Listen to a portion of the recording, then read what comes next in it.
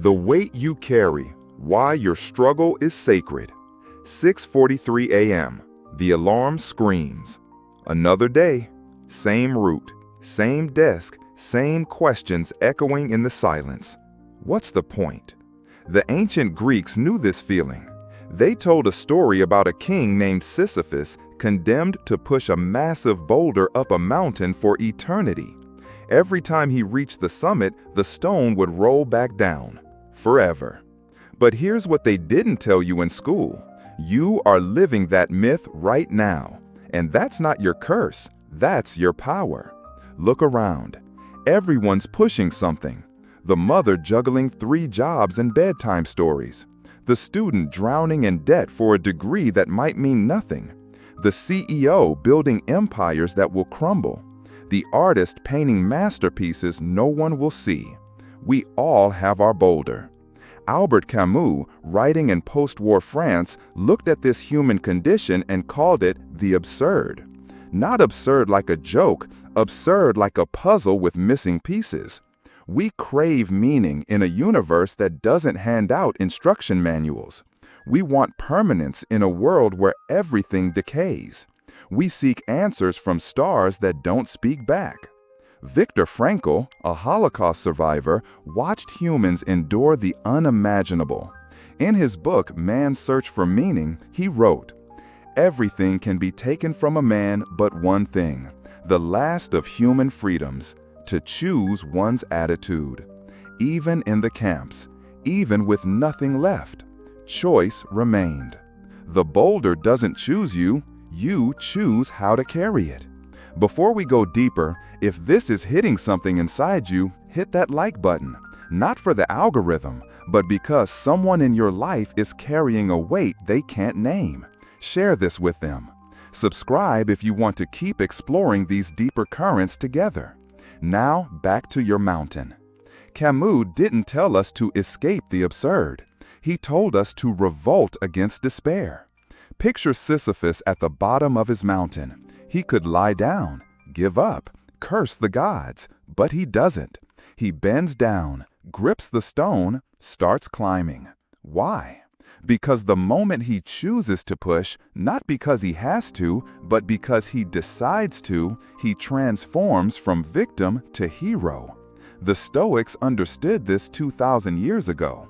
Marcus Aurelius, ruling the Roman Empire while it crumbled around him, wrote in his private journal, "You have power over your mind, not outside events. Realize this and you will find strength." Not optimism, not denial. Strength. The Japanese have a concept called wabi-sabi, finding beauty in imperfection, impermanence, incompleteness.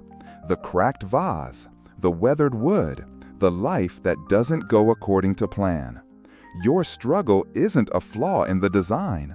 It is the design. Nietzsche declared God dead and asked, "Who gave us the sponge to wipe away the entire horizon?" If there's no cosmic meaning handed down from above, then meaning becomes something else entirely, something you create. The artist painting at 3 a.m. knows this. The teacher staying late to help one struggling student. The parent reading the same bedtime story for the 1,000th time. They're not waiting for the universe to justify their actions, they're justifying the universe through their actions. Sartre called this radical responsibility. You are condemned to be free, free to choose, moment by moment, who you become. The Buddhist monk Thich Nhat Hanh spent decades teaching a simple truth. Washing dishes is not only a way to have clean dishes, washing dishes is also a way to live fully in each moment. The boulder becomes sacred when you choose to see it as sacred. Dostoevsky, writing from the darkness of Russian winters in prison cells, knew that humans could endure almost anything if they found something worth enduring it for. Something they discovered within themselves. Modern life sells you a lie, wrapped in motivation quotes and productivity hacks. Find your passion and you'll never work a day in your life. Manifest your dreams, live your best life. But the Ecclesiastes knew better 3,000 years ago. To everything there is a season, a time to be born and a time to die. Nothing lasts, not the good, not the bad. The Hindus call this samsara, the wheel of existence that keeps turning. Joy becomes sorrow becomes joy. The trap isn't the turning, the trap is thinking you can stop the wheel. The Tao Te Ching whispers, the wise person is one who knows what they do not know. What you don't know is how the story ends. What you do know is that you get to write the next page. So here's what changes everything. The boulder isn't your burden, it's your teacher. Every muscle that aches from pushing teaches you about strength. Every time you fall teaches you about getting back up. Every moment you want to quit teaches you about the part of you that refuses to. Lao Tzu said, "When I let go of what I am, I become what I might be." Let go of the story that you're supposed to reach the top and stay there. Embrace the story where the climbing itself is the point. Rumi, the 13th century poet, knew this.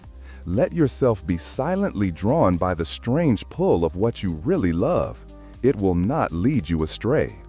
That strange pull, it's not pulling you toward a destination, it's pulling you toward becoming. Every morning you wake up and choose, not between success and failure, not between happy and sad, not between meaningful and meaningless.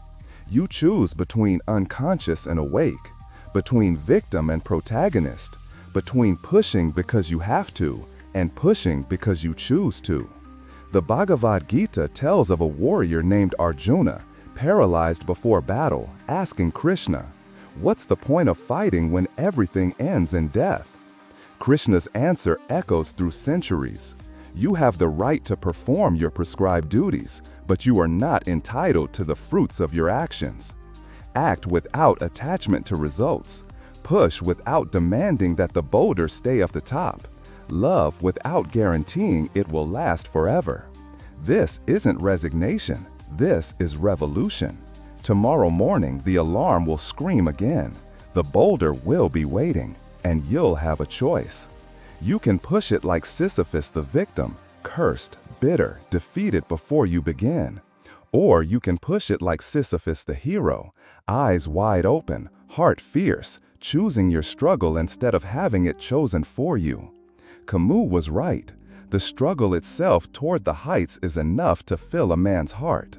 One must imagine Sisyphus happy, not because the boulder reaches the top and stays there, but because Sisyphus finally understands. He is not the man pushing the boulder. He is the man who chooses to push. And in that choice, in that single, defiant, beautiful choice, he is free. If something in this stirred you, don't keep it to yourself. Someone you know is at the bottom of their mountain right now, staring at their boulder, wondering if they have the strength to begin again. Share this with them.